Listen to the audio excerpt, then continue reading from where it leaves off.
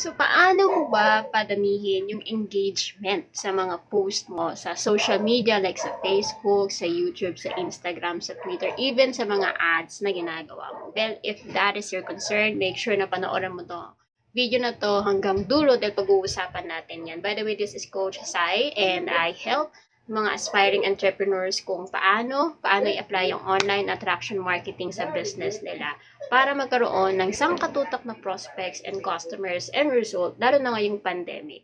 Now, if you are that person as well na gustong matuto kung paano i-apply yung online attraction marketing sa ginagawa mo, make sure na mag-subscribe ka and i-like mo tong video na to. Okay?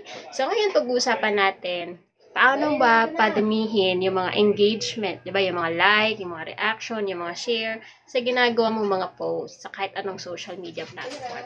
Gamitin mo yung strategy na mate. Mate. O, parang Australian lang, no?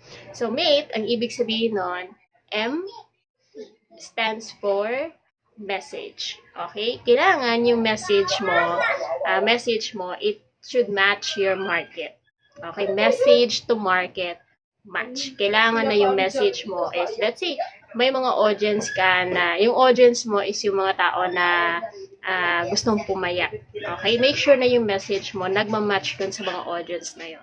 So, mag-share ka ng mga message about pampapayat, yung mga tips about doon, yung mga content or information about doon. Okay? So, again, it should match your audience. And letter A, ibig sabihin nun is audience. Yon. Again, kagaya sinabi ko kanina, kailangan na alam mo kung ano yung, or sino yung audience mo, kung sino yung itatarget mo sa mga post mo. Sino yung itatarget mo sa mga content mo or sa mga ads mo. Kasi doon nagdedepende yung message na gagawin mo. Okay? Kasi kung naggagawa ka ng post na general sa lahat, possible talaga na ma-attract mo yung mga negative or mga hindi interested na mga tao kasi naging general ka. Okay? So, para sa effective na marketing, lalo na kapag nag-advertising ka online, make sure na i-target mo lang yung mga specific na tao na gusto mo. Example, kung gusto mong i-offer yung business opportunity mo, then i-target mo yung mga tao na gusto ng business opportunity. Sabihin mo kaagad na business opportunity yung in-offer mo. Okay?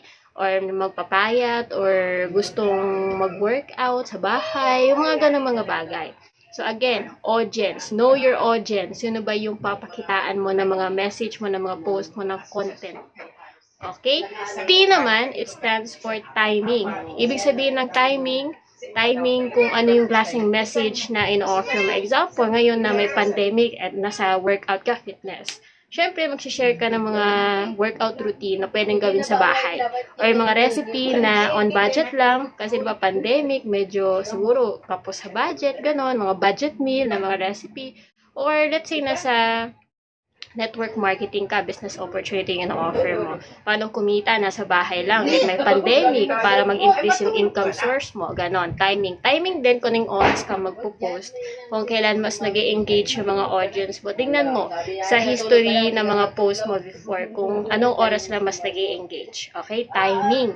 And then E, yun na yung engagement. So, doon natataas yung engagement mo.